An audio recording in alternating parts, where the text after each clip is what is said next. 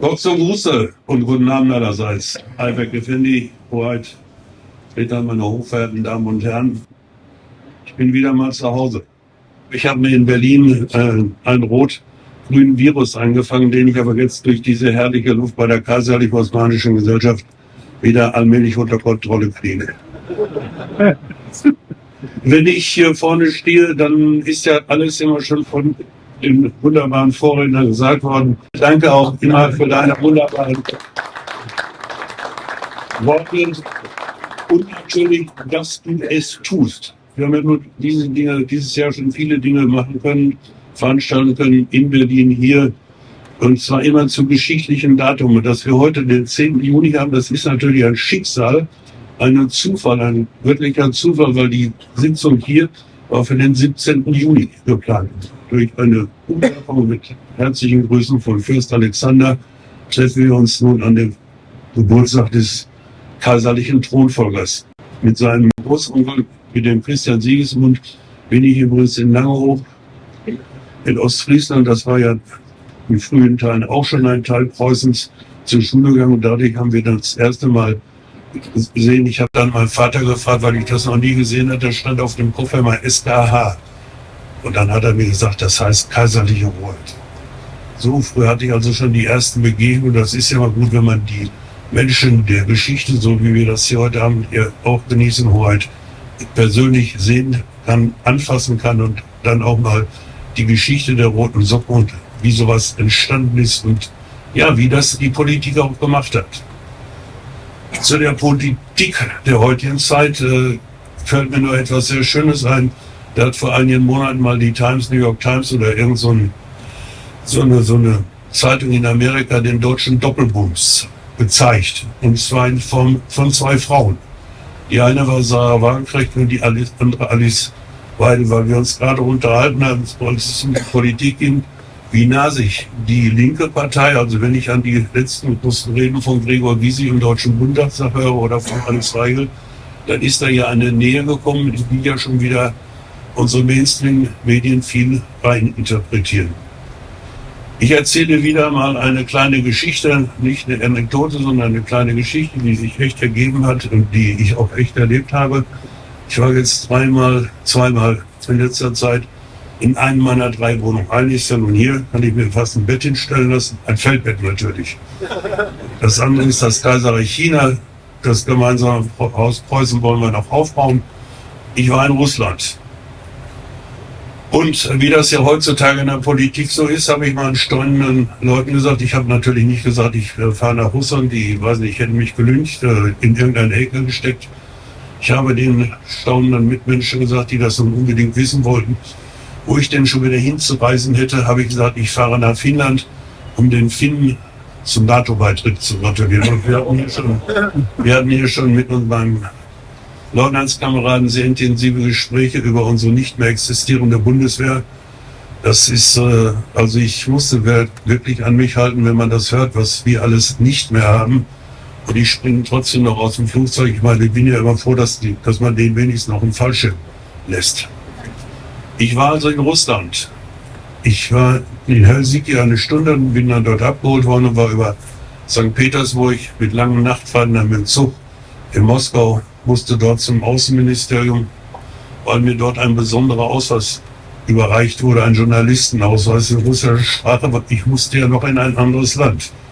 Bin dann wieder 15 Stunden nach Rostock und London gefahren und von dort aus wieder mit vielen Freunden, die mich dort wieder abgeholt haben, nach Mariupol. War der zweite Deutsche, der in Mariupol war. Hatte immer gebettelt, ich wollte ja auch in die anderen Kriegsgebiete oder dort, wo geschossen wird, weil ich das, was uns hier jeden Tag in den Medien erzählt wird, das ist so unvorstellbar schlimm an vorsätzlichem Lug und Trug, dass ich mir das selber angucken wollte. Und das ist auch gelungen. Und da sehen die natürlich alles, was man in den Fernsehbildern gezeigt hat, zum Teil aber nur. Sie sehen natürlich ausgebrannte Häuser, zerschossene Häuser. Sie sehen die Tragödie dieses Theaters mit den Hunderten von Toten.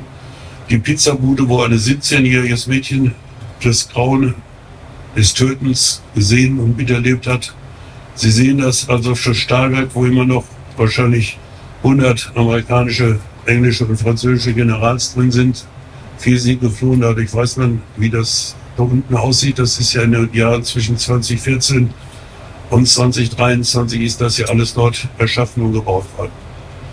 Was mich aber am meisten bewegt hat, das ist nicht nur, ich kenne ja wenigstens noch von Bildern, Kriegsbilder, ein völlig zerstörtes Berlin. Das war ja völlig platt. Aber die Häuser dort, die sind eben nicht völlig platt, sondern da stehen noch Mauern. Und man sieht, dass wieder aufgebaut wird. Und was man auch gesehen hat, und ich bin Bauingenieur, kann das also sehr gut beurteilen, dass man in 4 Monaten einen neuen Stadtteil gebaut hat, aufgebaut hat, mit 800 Wohneinheiten. In Mariupol arbeiten täglich 40.000 bis 50.000 Menschen mit Ingenieuren, Doktoren, Krankenhäusern, um die Stadt wieder aufzubauen. Aber was am bewegendsten dabei war, dass die Menschen so viel Lebensmut und so viel Lebensfreude haben, dass sie überall wieder Blumen hingepflanzt haben. Das war in der Frühlingszeit. Wenn ich dann denke, kein beschmiertes Haus gibt es in Russland nicht. Überall schön Blumen, die Menschen kamen zurück, die Menschen gehen wieder in die Schulen, die Kinder wieder in ihre Kindergärten und die versuchen, in ihr normales Leben zurückzukommen. Und deswegen ist es natürlich von besonderem Wert, dass Sie heute hier sind und auch über die Zeit, die wir ja noch erlebt haben oder gerade noch erlebt haben, das sind ja Teile unserer Geschichte, die wir nicht vergessen dürfen. Und deswegen lege ich auch immer großen Wert drauf, was ist denn unser Deutschland? Deutschland ist natürlich ein Teil, der in den wie beschriebenen Grenzen von 1937 ist. Und wenn Sie heutzutage nach Polen fahren, dann werden Sie feststellen, dass die Polen den Ukraine-Krieg ganz anders sehen als wir. Die träumen nämlich davon, dass sie die 150 Kilometer, die Stalin nach Westen verschonen hat, wodurch wir unsere Gebiete verloren haben, da gehen die schon von aus, dass ihnen das wieder gehört. Also eine völlige und typisch polnische Bewertung dieser Dinge. So, ich glaube, ich habe genug gesagt. Mein Protokollchef, mein weiblicher Protokollchef, der sich heute entschuldigen lässt, aber leider dauerlicherweise nicht mitkommen konnte, lässt natürlich herzlich grüßen. Herzliche Grüße von unserem Reichsfürsten Alexander, der auch gerne wieder mitgekommen wird, natürlich. Oh, das habe ich ja schon ausgesucht. Und ich freue mich, einen Ritter mit roten Socken kennengelernt zu haben. Das ist mir in Bismarck erspart geblieben. Ich bin ja einer der Ordenschefs gewesen, 6 Jahre. Und die blaue Farbe gefällt mir auch in der politischen Ausrichtung heute mehr als der rote Socken. Aber das, was Sie verkörpern, und deswegen sage ich das ohne jede Ironie, Sie verkörpern eine Politik der Linken, die es ja heute leider auch nicht mehr gibt. Nämlich der Einsatz für Werte, der Einsatz für die Heimat, der Einsatz für das Vaterland. Das zerruft sich ja die linke Partei. Und da leide ich mit Ihnen mit übrigens, weil Sie etwas für Ihre Stadt getan haben und tun und sich dafür einsetzen und das dienen. Und bei allem gütigsten Respekt, wenn ich an das Wort dienen denke, dann ist es natürlich meine Bundeswehrzeit. Wir haben lange mit dem Kameraden Fallschirmjäger darüber gesprochen. Er wird jetzt ein vernünftiger Soldat, er geht von den Aufklärern weg. Die hatten ja diesen Fimmel mit diesem goldgelben Emblem. Aber wenn ich an das Wort dienen denke, dann denke ich natürlich doch mehrheitlich an die Worte von Friedrich dem Großen, die er als 40-Jähriger, der war gerade 40 Jahre in seinem ersten Testament hinterlassen hat. Unser Leben ist von der Geburt bis zum Ende ein schnelles Vorübergehen. Und während dieses kurzen Zeitraumes sollen wir dem Staate und dem Staate, deren Mitglied wir sind, dienen. Deckt sich aber wunderbar mit den Ausführungen und Worten, wie Sie zu dem Worte dienen stehen. Und ich glaube, das ist etwas, was uns alle zusammen beschäftigt, dass wir unserer Sache, unserem Glauben, unserem Herrn, wie immer wir unseren Herren definieren, dienen müssen.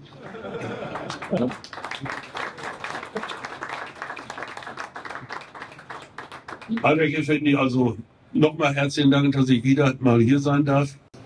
Toll, herrlich. Herzlichen Dank für alle guten Worte der Einleitung, der Begrüßung. Danke, dass ich hier sein darf. Danke, dass wir das zusammen hier machen können mit unserem schneidigen Ritter. Und freue mich schon auf ein Wiederkommen. Herzlichen Dank.